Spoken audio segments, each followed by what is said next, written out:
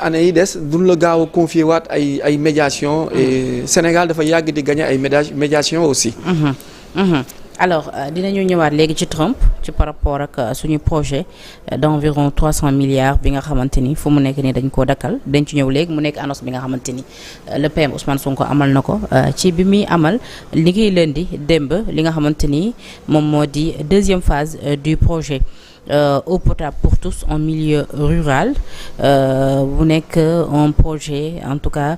ambitieux mu lancé ko ni ki démb foofee ca Fass Touré ca Kébémer a rappelé que ni nag le premier ministre Ousmane Sonko a expliqué qu'avec un budget de près de 100 millions de dollars soit plus de 60 milliards de francs CFA, ces travaux dont la durée est de 30 mois portent entre autres sur 85 forages dont 35 nouveaux et 50 renouvellements,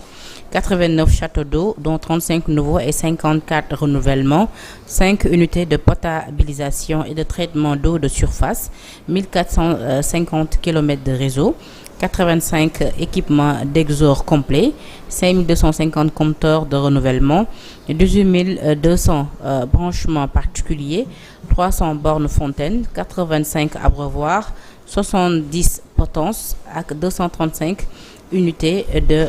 chloration. Donc lii daal en tout cas moom mooy uutu projet bi nga xamante ni rek tourné na autour de 100 millions de dollars soit 60 milliards de francs CFA su ko defee rek en milieu rural ñëpp mën a am accès à l'eau potable. Le Sénégal est un pays qui a suffisamment d'eau dans tous les secteurs. Am na 750 kilomètres bornés longueur de Dakar de Saint-Louis à Casamance ci océan bi boo ko demee en largeur am na ko presque plus de 200 kilomètres. Boo jëlee le fleuve Sénégal mu nekk l'un des plus grands fleuves d'Afrique bu nga xamante ni ça alimente en quelque sorte des dizaines de millions de peuples en passant par Mamou jaar Guinée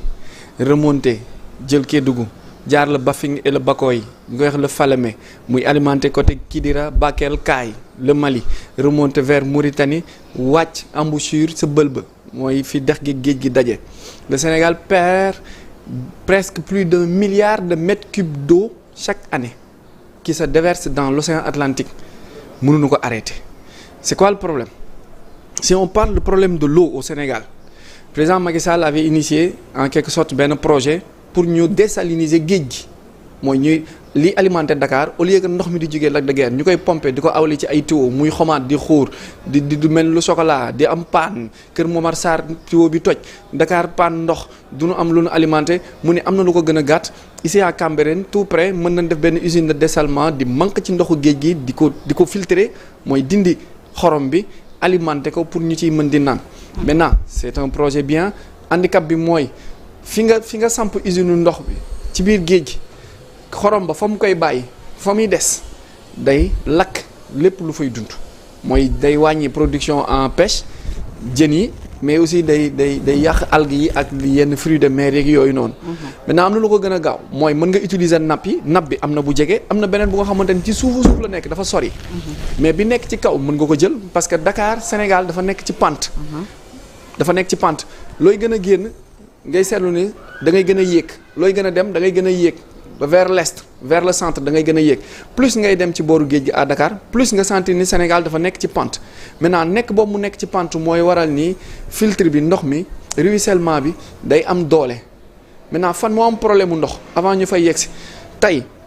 napp yooyu nga xamante ni dafa jege ndox mi. Par exemple on prend le cas de Technopole boo xoolee mi ngi commencé Patte d'Oie Hann Mariste jaar Pikine Guédiawaye Thiaroye Yeumbeul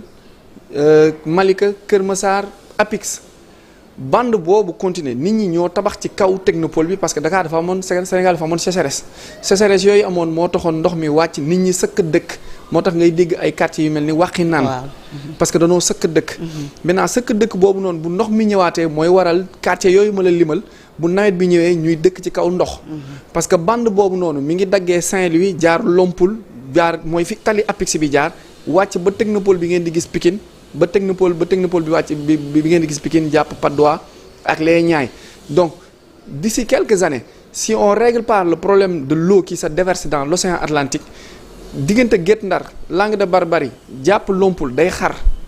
Saint-Louis day éclaté wu encore day ubbeeku day nekk en deux nga gis bande boobu day wàcc ba laal technopole léegi Dakar ci boppam day détaché wu complètement pour nga léegi pour day mel ni pour nga dem Thiès da ngay jaar gaal da ngay dugg ci gaal wala bateau pour relier une partie de Dakar et une partie de Thiès parce que fente boobu noonu day wàcc complètement xar le pays en deux. Maintenant lan moo ko waral mooy Abdoulaye dafa amoon benn projet bu benn initiative bu rëy mooy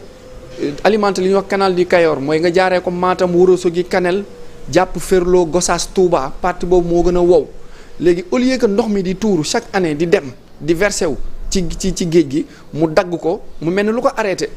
def ay digg au lieu mu bàyyi ko muy dem mu def ay digg bu ko fee mu alimenter digg le centre du pays. Forage yii nii projet yii nii Wade avait les mêmes idées Wade avait dit ça li Ousmane Sonko wax ni su ko defee ñu pomper manque nit ñi mën a am suffisamment de ndox mën see bay mën see dund ñu régler waale problème mu agro-pastoral mooy diggante pël bi ak sàmmkat bi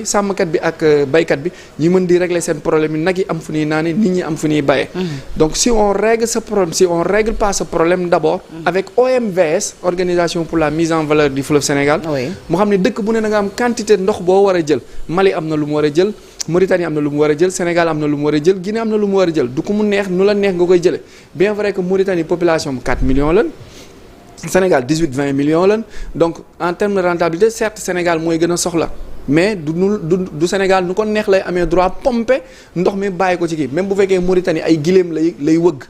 lay jox ñuy naan Sénégal ay nit lay wëgg ay lay jox ñuy naan mais accord la bu nga xamante ni Sénégal amul droit di tànk ndox mi nu mu ko neexee maintenant Wade avait l'initiative de faire braquer l'eau au lieu mu koy bàyyi muy dem mu tourner ko mu dagg ko à partir de Saint-Louis côté Guet Ndar ba yooyu noonu maintenant bi mu ko daggee pour muy wàcc mu ànd ak ndoxu taw yeeg ruissellement yi pour ñu am benn capacité en eau bu am doole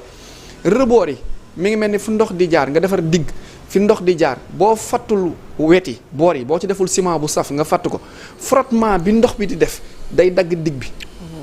da koy ubbi souvent ñu gis ko buy taw fenn ngay gis da ngay jékki-jékki fi ndox mi di jaar day def benn kan bu rëy da ngay gis kàmb bu rëy c'est ce qui est en train de se faire actuellement au niveau de Saint-Louis là donc du coup si le PM son excellence le premier ministre Ousmane Sonko mën na demaat ak OMVS ñu amaat ay accord avec la Mauritanie ñu jéem a xool comment on règle le problème de ce déversement là de ce ruissellement du fleuve Sénégal vers là-bas moo gën ñuy dem di désaliniser le comment dirais-je la mer mooy le sel de la mer wala ñuy utiliser sunu réserve yi ñu am ci suuf sinon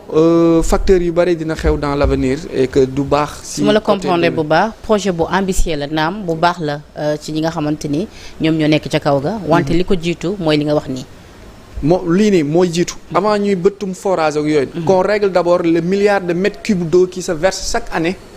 au niveau du fleuve Sénégal au niveau de l'océan Atlantique Ndar fi ñuy wax bëlba mooy fi géej géej ndox mi jege cette eau là qu'on est en train de perdre muy eau douce bi nga xamante ne mi ngi pompé wu à partir de la Guinée remonter def cycle boobu noonu on essaie de récupérer cette eau pour alimenter le canal du Caire ak le centre du pays vers Matam Ferlo bi noonu ak un peu vers Touba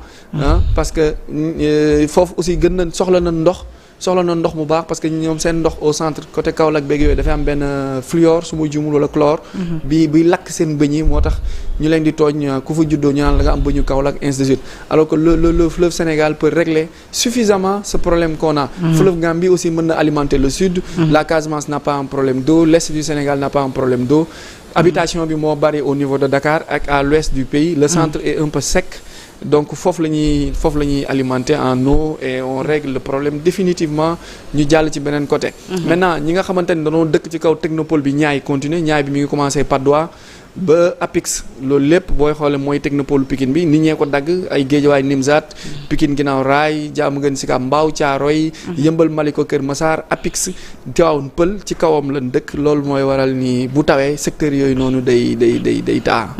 alors ci Donald Trump ba mu yegsee nag au pouvoir dafa am ay mesures yu nga xam ne da ko jël ci yooyu la mesure nag daf ci bokk li nga xamante ni dafa gelé li nga xamante ni moo di aide publique bi ci yooyu la aide publique nag daf ci am ba nga xamante ni ñun personnellement daf ñu concerné mais ñun réewum Sénégal mu nekk ab projet bi nga xamante ni financé par les USA à plus de 500 millions de dollars environ 300 milliards de francs CFA lu ñu mel nag fu mu ne ni dañ koo dakkal bu ñu sukkandikoo ci le PM Ousmane Sonko bi mu teewee en tout cas ci bilépp lancement l'eau potable pour tous foofee ca Kébémer ci la yëkkatee yooyu les kàddu ma di liiral la li nga xamante ni noonu ne la ko xamle moom le PM Ousmane Sonko mu ne vous avez vu le président américain avait promis de suspendre l'aide publique pour voir dans les 3 mois les programmes qui seront reconduits ou gelés. Au Sénégal, un de nos projets de plus de 500 millions de dollars est concerné. Le programme concernant l'électrification a été arrêté mu ne dakkal nañu ko lii la xamle ni ki dem. Alors ba tey ci fàttali ce projet avait pour objectif de réduire la pauvreté au Sénégal à travers le renforcement du secteur de l'électricité, l'élargissement de l'accès à l'électricité dans le cadre du Power Compact, un accord de don. Il comprend un don d'investissement de 550 millions de dollars et une contribution supplémentaire de 50 millions de dollars américains du gouvernement du Sénégal pour